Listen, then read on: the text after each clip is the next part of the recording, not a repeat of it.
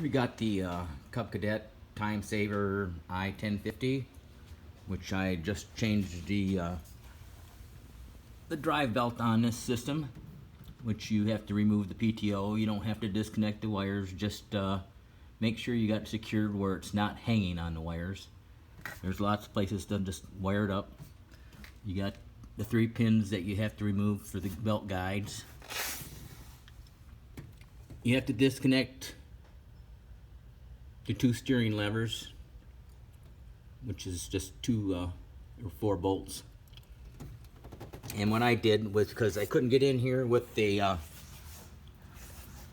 wrench to secure, to get the there we go, to get the can't really see very well in there.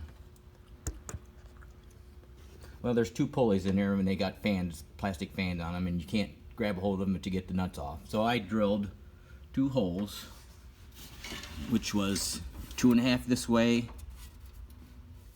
3.5 that way to center, and that got me to the center of the bolt.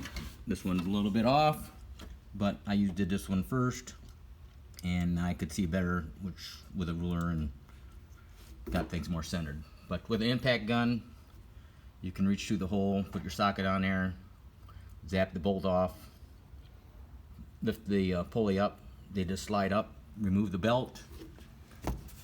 And that is my time saver tip for you guys.